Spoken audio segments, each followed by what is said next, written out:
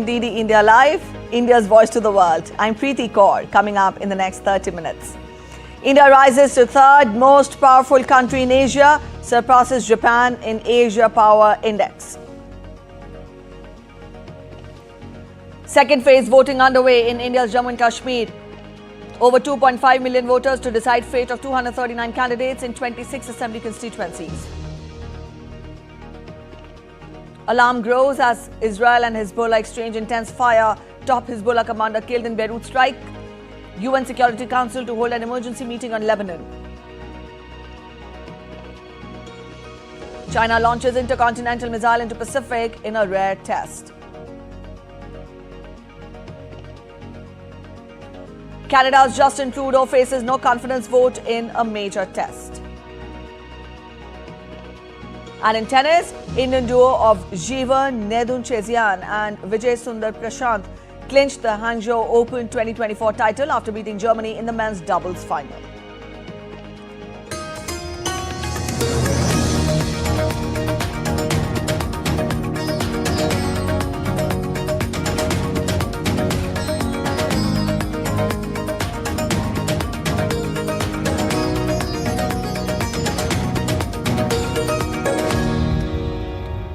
Let's begin with the top story. India becomes the third largest power in the Asia-Pacific Index. As per the 2024 Asia Power Index, India surpasses Japan, reflecting its increasing geopolitical stature. Under Prime Minister Narendra Modi's leadership, India has gained global recognition with his active engagement at multilateral fora. Also, India's dynamic growth, youthful population and expanding economy have contributed in solidifying the nation's position as Asia's leading force. Country's massive population and strong GDP growth continue to drive economic growth and labour force expansion in the coming decades. India's Union Territory of Jammu and Kashmir is voting in the second phase today. Voting began at 7 a.m. in 26 assembly constituencies spread across 6 districts of the Union Territory, including the summer capital Srinagar, in which around 2.5 million voters are eligible.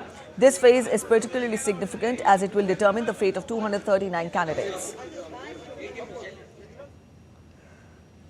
A multi-tier security blanket has been thrown around each polling station to ensure voting in an atmosphere free of fear. Booths are also guarded by CCTV cameras to keep a nab on any untoward incident. Further, there are more than 150 special polling stations, including pink polling stations, stations manned by specially abled persons and youths, border polling stations, green polling stations and unique polling stations. A selfie point has also been created at the booths to encourage voting.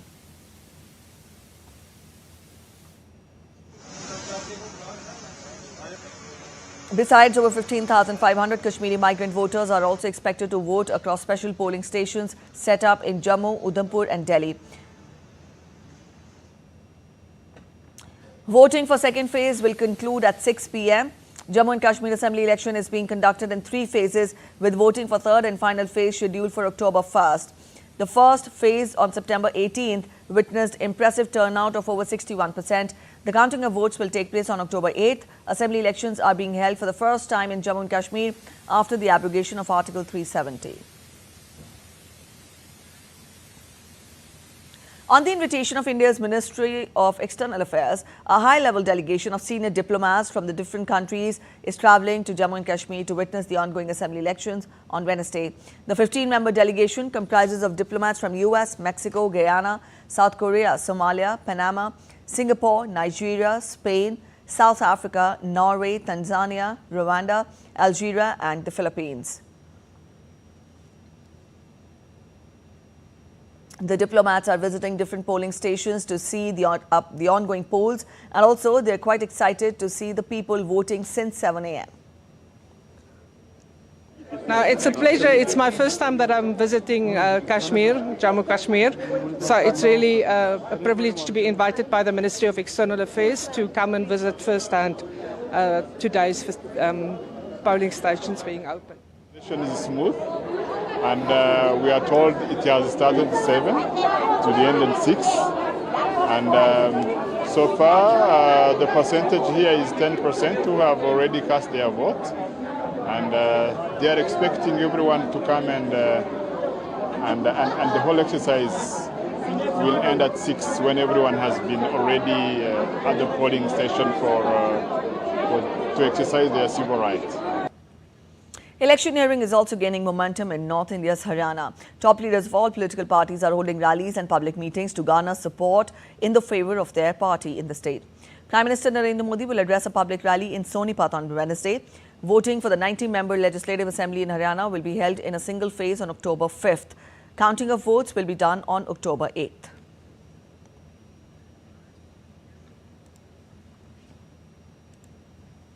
India's External Affairs Minister, Dr. S. Jaishankar, has said that unless there is peace and tranquility at the border, there is no scope of normalization of relations with China. He was interacting with a select gathering in New York at Asia Society Policy Institute. During the interaction, while he elaborated with India's overall relations with the world, he specifically mentioned that bloody clash at the border amidst COVID pandemic itself had overshadowed the relationship, and after a series of negotiations, only 75% of disengagement has taken place. Until we are able to restore peace and tranquility on the border and ensure that the agreements which we have signed up to are adhered, it's obviously difficult to carry on with the rest of the relationship. So what has been the focus for the last 4 years is to, in the first instance, at least disengage the troops, which means that they go back to the camp, to the military bases from which they traditionally operate, because right now both sides have troops who are deployed forward. And when I said 75% of it has been sorted out, I was asked in a way to quantify it, to give a sense. It's only of the disengagement. India's External Affairs Minister also said that both the countries need to take care of the protocol of border patrols. That is not tricky part and part of daily routine that needs attention. The issue right now is the patrolling. How do we, both of us, I would say, patrol up to the line of actual control, and right now the patrolling arrangements after 2020 have been disturbed. So we've been able to sort out much of the disengagement, the friction points, but some of the patrolling issues need to be resolved. But once we deal with the disengagement, there is the larger issue, which is both of us have brought very large number of troops up to the border. So there is what we call the de-escalation issue. India's External Affairs Minister, Dr. S. Jaishankar, is in the United States and is representing India at the 79th General Debate Session of United Nations General Assembly, on the sidelines of which he is meeting foreign ministers of various countries. The minister met his Guyanese counterpart, Hugh Hilton Todd, during which he asserted that the bilateral partnership between both the nations has been steadily progressing in various dimensions. The leaders look forward to its further growth. Dr. S. Jaishankar also held a good conversation with Cyprus counterpart Konstantinos Gamos. The talks focused on the ongoing development in West Asia and their larger implications. The two leaders also discussed taking the bilateral cooperation forward. He also met Maldivian Foreign Minister Mihai Popsoi. They discussed the potential for cooperation in investment, education and tourism. Dr. S. Jaishankar and Popsoi also exchanged views on the Ukraine conflict. The minister also met his dear friend, European Union Commissioner Wopke Hoekstra. Dr. S. Jaishankar appreciated the support for deepening of India-EU partnership. External Affairs Minister also met his Bolivian counterpart, Celinda Sousa. Both the sides talked about advancing the bilateral cooperation. Earlier, the minister also met Spanish counterpart, Jose Manuel Alvarez. They talked about bilateral cooperation as well as the conflicts in Ukraine and West Asia.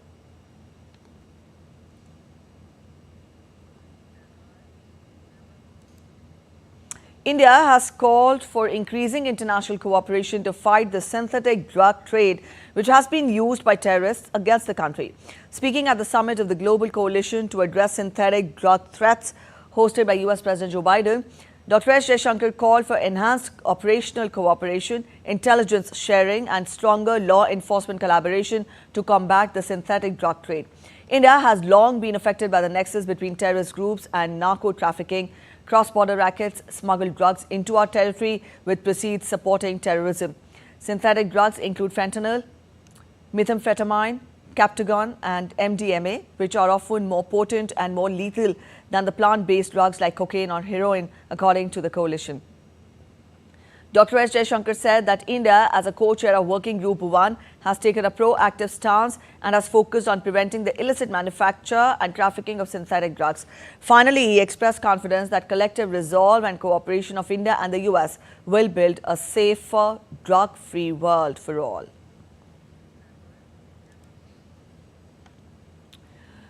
India's Game Changer initiative, Make in India, has completed 10 years today, transforming the country into a global manufacturing powerhouse.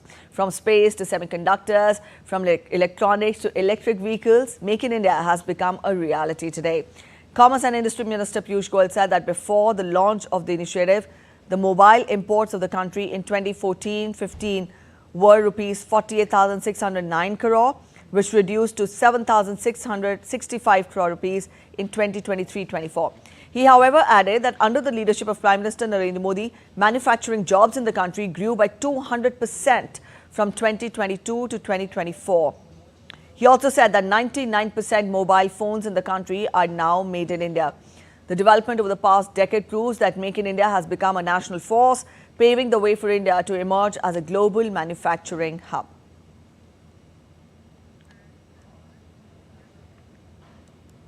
Prime Minister Narendra Modi has complimented all those who are working tirelessly to Make in India movement a success over the last decade. In a tweet, Prime Minister Modi said, and I quote him, "Make in India illustrates the collective resolve of 184 crore Indians to make our nation a powerhouse of manufacturing and innovation.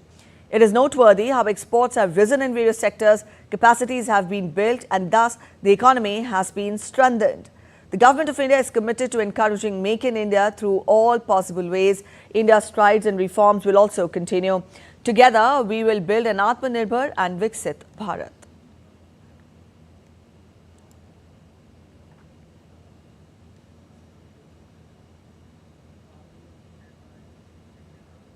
India's Finance Minister Nirmala Sitharaman will attend the 9th annual meeting of the Board of Governors of the Asian Infrastructure Investment Bank today in Tashkent, Uzbekistan. Ahead of this, the minister met the Minister of Investments, Industry and Trade of Uzbekistan. India is the second largest shareholder of the AIIB. The multilateral discussions will be centered around a broad spectrum of important global issues relevant to the development agenda.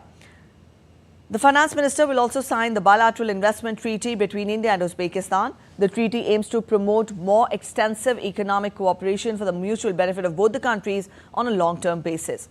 As part of her 5-day visit, she is expected to call on Uzbek President, besides holding bilateral meetings with her counterparts and interacting with the Indian diaspora.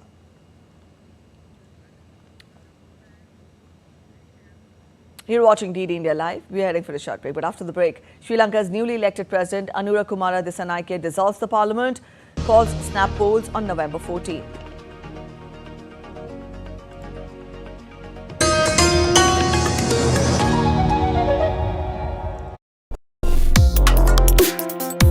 Complex issues, hidden agendas, twists and turns, strategic games. We think all dots are linked. We just need to connect them. Join me every week as I connect the dots to unravel hidden designs in statecraft, mysteries, and decode issues that matter to you. Watch Connecting the Dots with me at these times on DD India.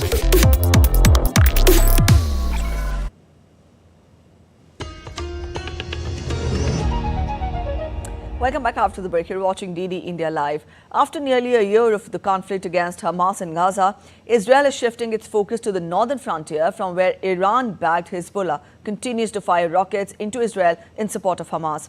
Israeli air defense systems also intercepted a missile detected from crossing from Lebanon on Wednesday morning. Here's a detailed report ahead. An Israeli airstrike on Beirut killed a senior Hezbollah commander on Tuesday as cross-border rocket attacks by both sides increased fears of a full-fledged war in the West Asia. Israel's Air Force conducted extensive strikes on Hezbollah targets across southern Lebanon, including weapon storage facilities and dozens of launchers that were aimed at Israeli territory. A senior figure in terrorist group Hezbollah, who headed its missile and rocket force, was also killed. Israeli Defense Minister Yoav Gallant claimed the attacks had weakened Hezbollah and would continue. Fearing escalation, Britain urged its nationals to leave Lebanon and said it was moving 700 troops to Cyprus to help its citizens in evacuation. Etihad Airways, Gulf Airlines and Fly Dubai also joined a number of international carriers in suspending flights to Beirut. Germany's Lufthansa had already suspended Beirut flights. US President Joe Biden also made a plea for calm in his last UNGA speech as a president. We're also working to bring greater measure of peace and stability to the Middle East. The world must not flinch from the horrors of October 7th. Any country would have the right and responsibility to ensure that such an attack can never happen again. Though Lebanon's Foreign Minister Abdullah Bo Habib criticized Biden's address as not strong and not promising by saying that the US was the only country that can make a difference in the Middle East with regard to Lebanon. The US and fellow mediators Qatar and Egypt have so far been unsuccessful in their efforts to negotiate a ceasefire in nearly year-old conflict in Gaza between Israel and Hamas. Meanwhile, UN Security Council is meeting on Wednesday to discuss the ongoing conflict in Lebanon. The new offensive has stoked fears that nearly a year of conflict between Israel and the terrorist Palestinian group Hamas in Gaza is escalating and could destabilize the entire region. Bureau Report, DD India.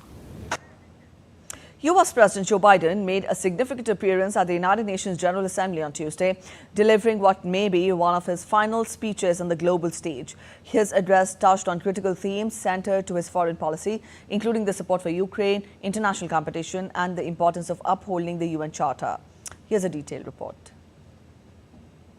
US President Joe Biden gave a somber farewell address to the United Nations on Tuesday, using his own decision to drop out of the US presidential election to warn off the dangers of autocrats around the globe refusing to quit. The 81-year-old exhorted world leaders to stand up for democracy in the face of spiraling turmoil and conflict, urging support for Ukraine and pushing for peace in the Middle East. With 4 months left in office, Biden said it was a nation's people that matter the most, and some things are more important than staying in power. We must never forget who we're here to represent. We, the people. These are the first words of our Constitution, the very idea of America. They inspired the opening words of the UN Charter. I made the preservation of democracy the central cause of my presidency. This summer, I faced a decision whether to seek a second term as president. It was a difficult decision. Being president has been the honor of my life. There's so much more I want to get done. As much as I love the job, I love my country more. I decided after 50 years of public service, it's time for a new generation of leadership to take my nation forward. My fellow leaders, let us never forget, some things are more important than staying in power. It's your people. In his fourth and final address to the United Nations General Assembly, President Biden reflected on the conflicts he witnessed during his career in public service and warned that the world once again faced an inflection point. I know many look at the world today and see difficulties and react with despair. But I do not. I won't. As leaders, we don't have the luxury.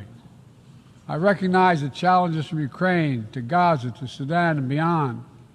War, hunger, terrorism, brutality, record displacement of people, a climate crisis, democracy at risk, strains within our societies, the promise of artificial intelligence and its significant risk.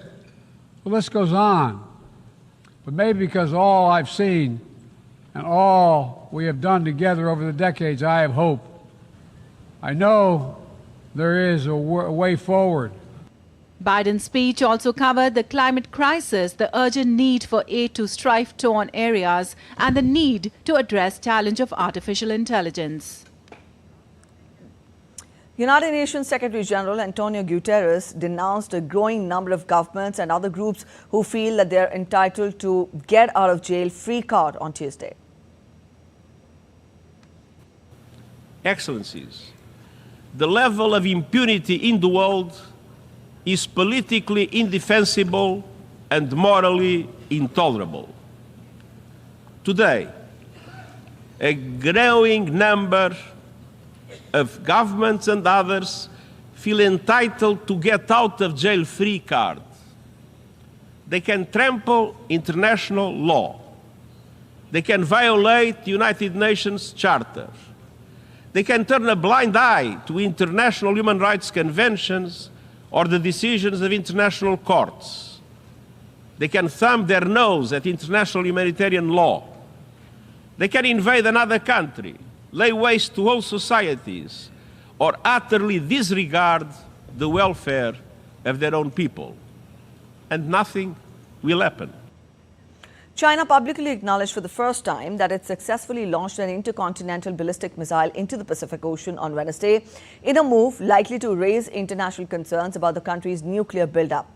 Chinese Defense Ministry in a statement said that the intercontinental ballistic missile carrying a dummy warhead was launched by the People's Liberation Army Rocket Force at 8:44 a.m. Beijing time on Wednesday and fell into the expected sea areas. The statement further reads, "The launch was a routine arrangement in our annual training plan and not directed at any country or target." Despite reaffirming its no-first-use nuclear policy, the test signals China's push to modernize its nuclear forces in response to the U.S. missile defenses and rising regional tensions. While China insists the test was not directed at any specific country, the move is likely to heighten global concerns over its growing nuclear arsenal.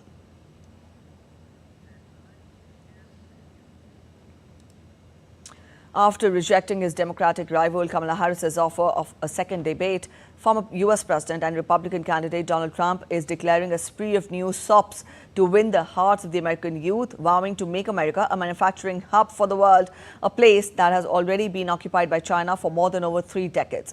Here's a report by DD India's Akhilesh Suman on how Trump is trying to use the odds in his favor.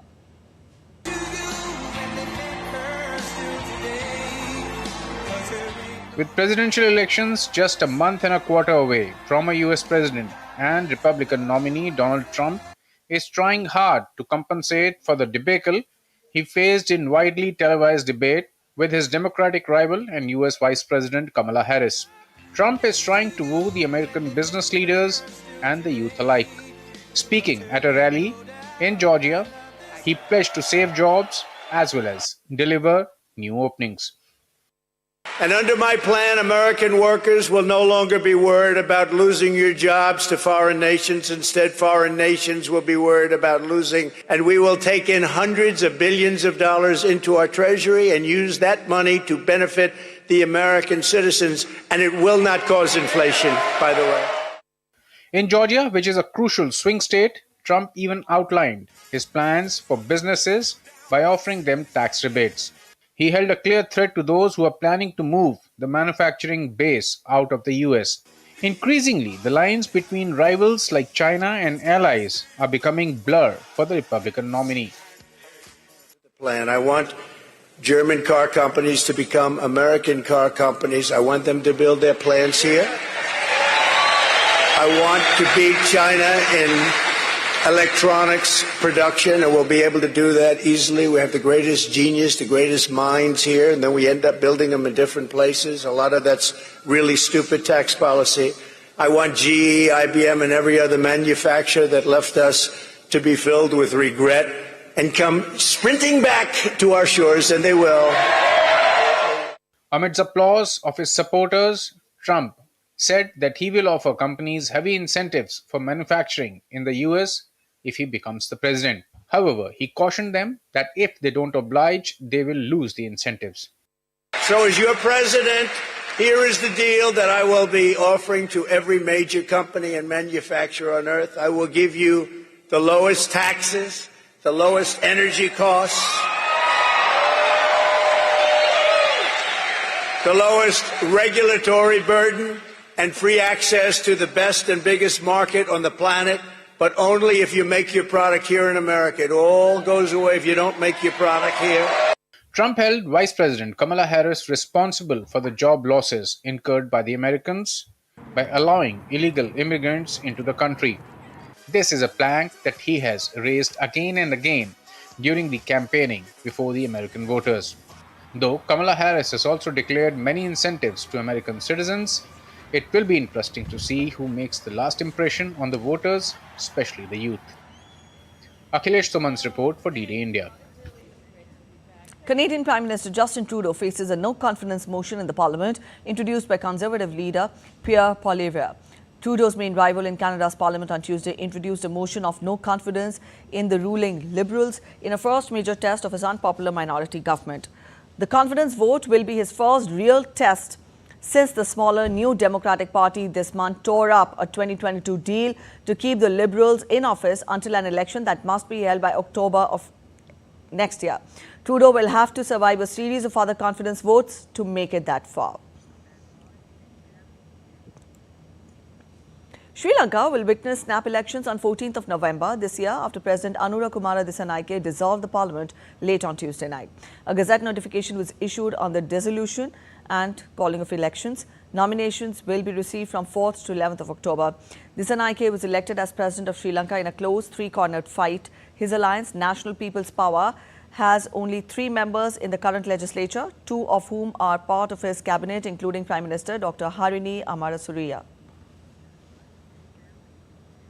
On to sports updates now. Indian duo of Jeevan Neduncezhiyan and Vijay Sundar Prashant won the Hangzhou Open 2024 title after beating Germany in the men's doubles final in China on Tuesday. The pair defeated the German pair of Konstantin Franzen and Hendrik Jebens for 4-6, 7-6, 10-7 in the final. It conceded the first set to the Germans before fighting its way back into the match to go all the way. Jeevan and Vijay pulled off a comeback in the semi-finals against Uruguay's Ariel Behan and USA's Robert Galloway. After the Indians conceded the first set 6-2 to Behar and Galloway, they went on to win the second set and the tiebreaker. All right, that's it in this edition of DD India Live. But let us know your thoughts on the news of the day. For those of you on the go, you can get all the latest news and updates from India and across the world on the DD India mobile app. Now, the app is available on both Android and iOS platforms, and you can download the respective QR codes on the screens now. We'll be back with more news as it breaks here on DD India. I'm Preeti Kaur signing off, and from all of us at In Delhi, thanks for watching DD India Live.